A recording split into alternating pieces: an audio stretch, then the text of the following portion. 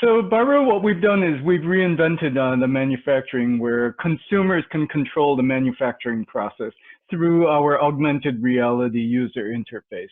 And we're starting with the furniture industry because there are woodworking machines located throughout the Western world, and the typical utilization of those machines is less than 8 hours per week. And so we're tapping into that idle capacity to use it for our production and to benefit the owners of those machines. The way we are able to do that is actually solving this problem, because furniture shopping really just sucks right now. When you live in a Manhattan or even Dallas, when you're looking for something proportionately large, it's hard to find what you're looking for, despite the quasi-infinite variety you can find in the market. So our process is you choose your product, you use augmented reality to customize it. When the customer purchases, we encode that product with the instructions that drive the CNC machines that are located in your hometown's cabinet shop or millwork shop. We rent the time on those machines so we can deliver it the following week. So in terms of market, how big is this market for custom furniture? Well, for non-custom wood furniture, it's $18 billion a year. There are a lot of shoppers who cannot find what they're looking for, who cannot buy what doesn't exist to buy. We solve those customers' problems. And so if you look at us compared to the world of mass production, everyone carrying a third of their balance sheet in inventory and spending 50 cents on every retail dollar on the management and distribution of inventory, they're all crammed on the left side of this graph. We and custom shops are the only ones offering any size products controlled by the consumer. So we're launching in Manhattan for the obvious reason where all 2 million people who live in this rectangle are looking for a solution as we're providing it.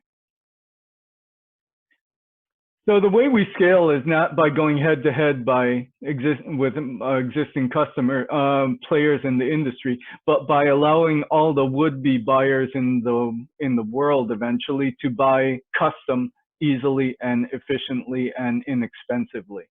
We have launched, we're post-revenue, and we have scaled already to 5 geographic regions in the last 3 weeks. So we are following our sales and standing up manufacturing facilities as we go. So this graph is a capacity graph using 4 hours of machine time per day. Over the course of a year, it's 3,000 units and about $4.5 million in retail sales. So on the front end, it's e-commerce, so it's just a matter of marketing and addressing, offering the various types of furniture that anyone could ever want. And on the back end, we're just a network of idle machines.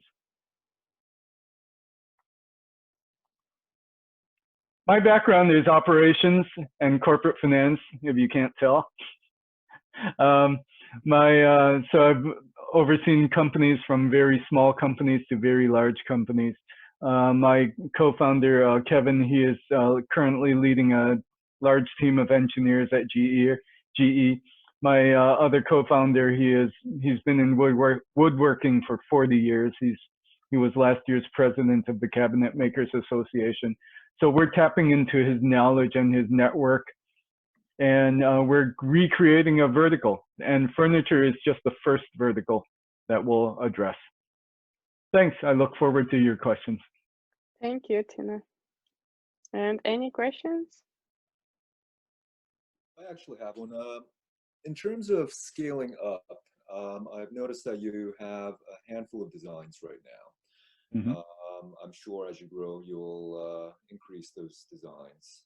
Yes. One of the great problems with delivered furniture is quality control and customer service.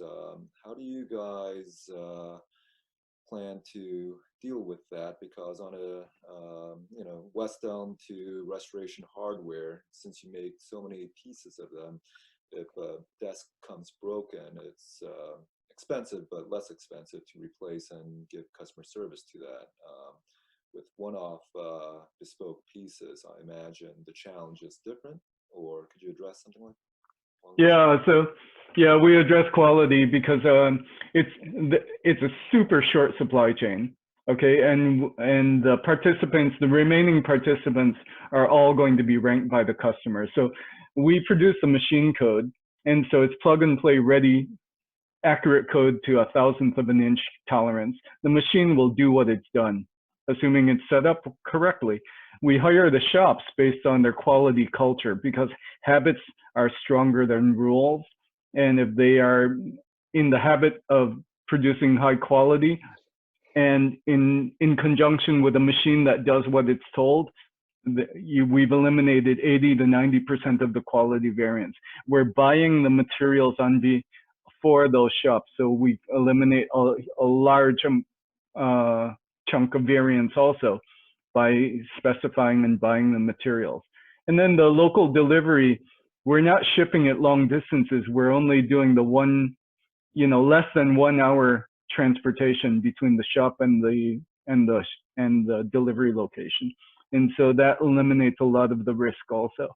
And by removing 50 cents of the retail dollar cost stack, we can afford to share richly among our micro ecosystems the excess cash. And if they don't perform well, they don't do well according to our customers' view, they'll just get kicked out of our network and they will be left without that excess profit.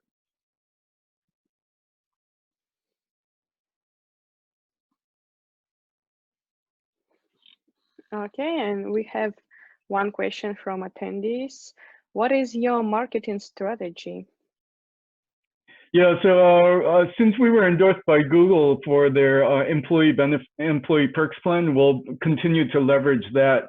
And so we're developing some communications to address all the tech workers who are currently working from home. And if they're Googlers, they can actually go to their employee perks website and order directly from the site. We're going to try to get into other corporate programs leveraging Google's endorsement and our initial consumer reviews. But initially, we're going to look at our highest, it looks like the San Francisco region is the most amenable to this idea and this innovative way of getting furniture. So we'll start marketing in whatever microcosm whose culture seems to adopt this idea fastest, because we want the highest bang on our marketing efforts and dollars.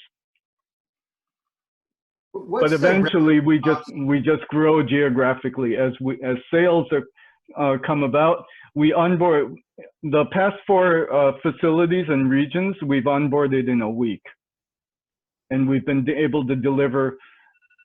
In a couple of cases, we've been a few days later than our 2-week promise, but the customer has nonetheless been happy.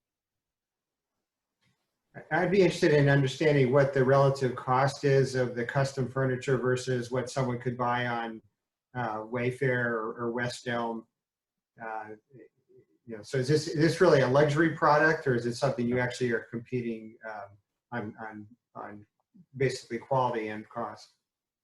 We're actually we're competing on the same price level, so around that West Elm Crate and Barrel price level initially. But we're actually delivering a much higher quality. The typical retail channel does a 3x markup on cost of goods sold. That implies that 10 cents on the dollar is materials. We've tripled it to 30 cents. So we're actually delivering a much better product at the same price level.